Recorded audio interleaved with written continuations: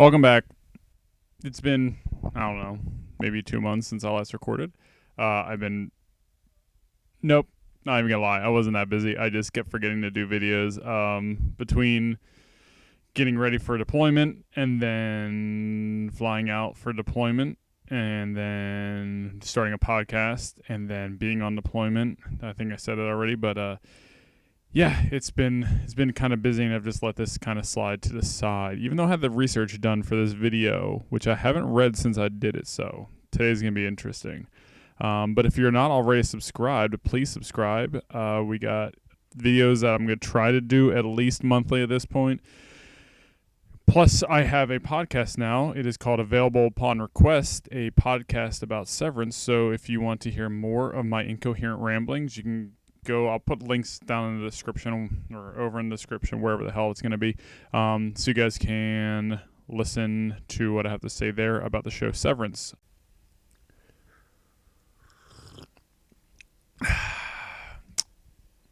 So, what are we talking about today? Today we're going to be talking about the pyramids built in Quakertown, Pennsylvania. A small town in Bucks County, Pennsylvania. Quakertown sits just north of Percy, which is where I'm from, and pretty much almost lies dead center between Allentown and Philadelphia. It's kind of I'd say like I wouldn't really call it a city, but I wouldn't call it a town, because they got a lot going on, but they're not really a city. But we'll go with the town of Quakertown, because it means in the name. So the pyramids of Quakertown. I don't really give a shit to talk about Quakertown itself, because if you're from Quakertown, you suck. So these pyramids they're about 25 feet tall, and they're made completely out of stone, and they are surprisingly not for like any kind of sacrifice, at least to our knowledge. And they also aren't marking graves, much like the original ones that we all know about, like the Great Pyramids of Giza or the ones down in Mexico and Central America. So these pyramids were built in the 1920s, and they were built by a chiropractor by the name of Reuben Climber. No, I'm not making that up. He was legitimately a chiropractor. The pyramids were built on property that were owned by the fraternitas.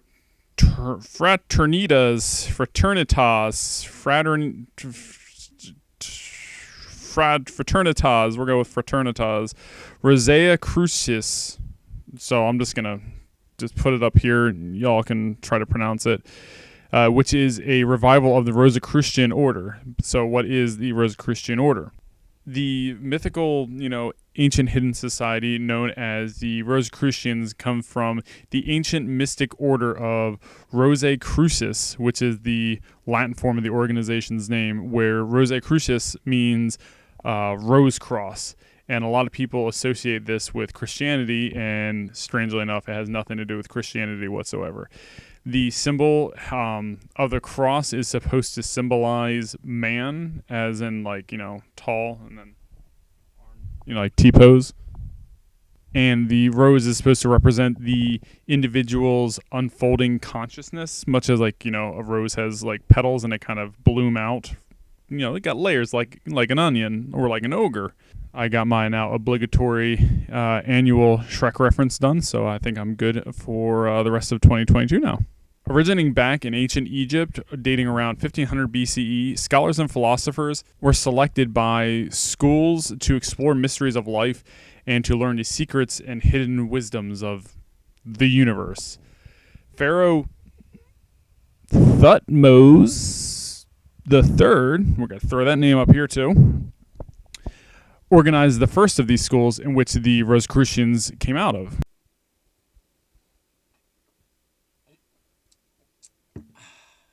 Just like the mystic Freemasons, these selected people were initiated in closed ceremonies, but like hush secrets, that you were brought in kind of like, blood in, blood out. But in this instance, it was more like, I don't really have anything to compare it to. Just, they just initiated you in quiet, and then you were part of the secret society where you studied the inner workings of the universe. The Rosicrucian tradition relates that the Great Pyramids of Giza were the most sacred in the eye of the initiates. Contrary to historical records, Rosicrucians believe that the pyramids were built not to be tombs for pharaohs, but rather a place of study and mystical initiation. So that's why I guess Reuben Climber thought that building pyramids in Pennsylvania was a good idea. The secret society attracted more students and gradually evolved in its influence. Centuries later, Greek philosophers such as Thales and Pythagoras, triangle guy, the Roman philosopher Plotinus, never heard that guy, right there, made a pilgrimage to Egypt and were initiated into these secret societies.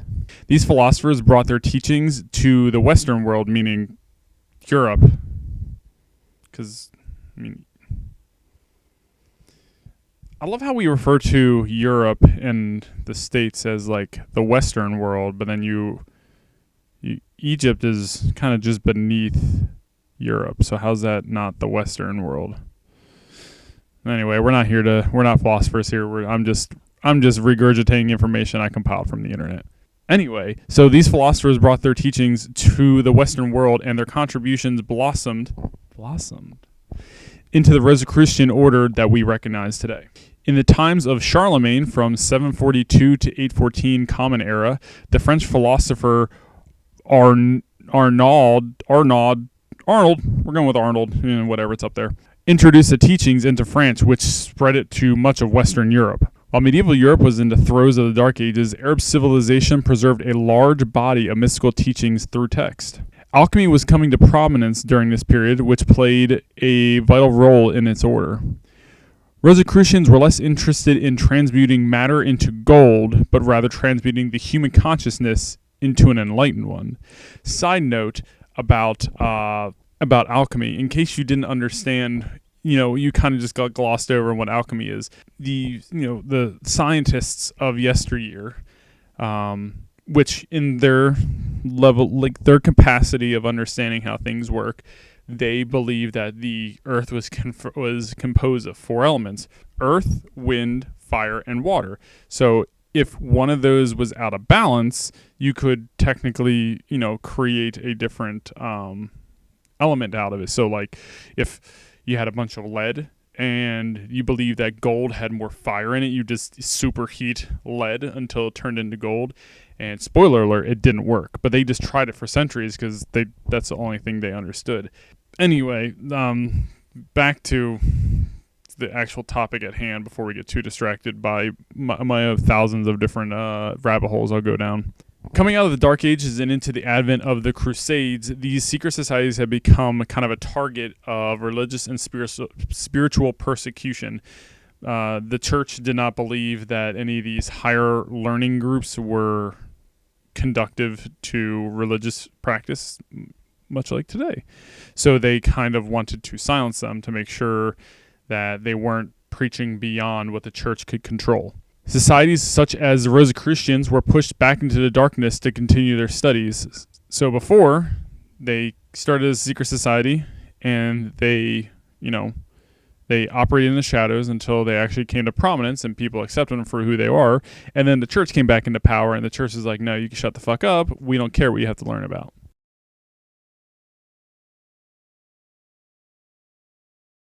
So long story short, the file got corrupted. I don't know what happened with the save, but it just didn't save the back half of this video.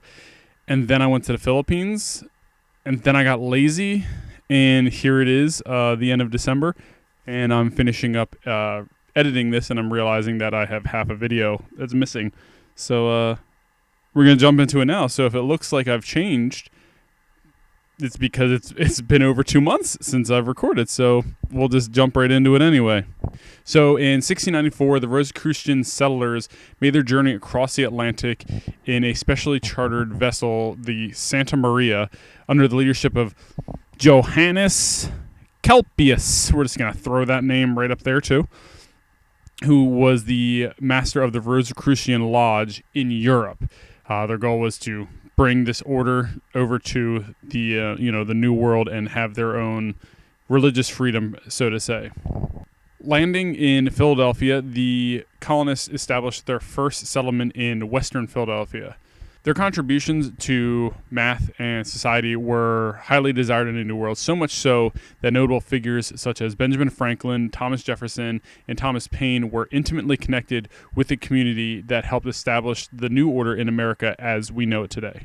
All right, so let's go all the way back to our little local chiropractor / Rosicrucian Grand Master, Reuben Climber. In 1908, he operated a chiropractic retreat on 250 acres of land that he bought himself and landscaped in Bucks County. So this man, who was a chiropractor, believed mostly in alternative medicines. He also did not believe in vaccinations, and he believed that eating meat would cause immorality, insanity, and cancer if it was combined with beans, bread, potatoes, or beer, which to me is just a basket of crazy beliefs. Climber was a spiritualist / disciple of Paschal Beverly Randolph, who founded the Fraternitas Rosicrucians, a subsect of the I don't even know how to say it anymore. I'm just calling it the AMORC, the AMORC, which is more formally known as a Christian occult. So as Climber's mentor, Randolph himself was also just nothing short of a genius when it comes to just crazy beliefs. He was best known for his works in the principles of erotic alchemy. I did not know that those two words could go together, but erotic alchemy, there it is. The property that Climber owned was converted into a Rosicrucian retreat while still operating as a chiropractic retreat, as it is today. It has a lot of different Greek style statues and Roman statues and ornate foliage all over, so it's still pretty well landscaped today. Most notably are the abundance of rose bushes, because rose cross, which are traditionally planted over the buried ashes of deceased members. Fun fact: Rosicrucians believe that cremation is the quickest way to free a person's soul from their body to hasten reincarnation. So now we're going to add reincarnation to their beliefs as well. The grounds are littered with Rosicrucian symbology, mostly hidden within the confines of their pyramid, which you can kind of, from what I understand, peer inside, but you're not supposed to go inside yourself. And the explanation for all this symbology is one of those things, a mystery, where you kind of have to be a part of the order to understand what's going on, and that's why they're considered secret societies, because they just don't tell anyone everything. This facility has a strict no trespassing policy, so just don't just wander onto the property and just being like, where are the crazy pyramids? From what I've read and what I understand, they will allow visitors to come on the property and tour the property, but you need to contact them prior. You can't just show up the day of and say, hey, I want to go take a tour of your chiropractic retreat. A lot of the folklore of the area has I don't even know where it starts, if it's based in any reality or whatsoever, but a lot of it is, I remember hearing a lot of stories about these mythical people that are would meet in robes at night up by the pyramids and a closed ceremony, and if you show up they chase you off, blah blah blah. But this is all all these stories are just, I've heard it from someone, or I know someone who heard it from a person who went up there and did it. So I don't have any real evidence of it. But I mean, if you have a real story that you did it, not that you heard someone else, but if you did it yourself, please just leave it in the comments below, because I mean, that stuff's still interesting to me, and I give some credibility to any of these stories.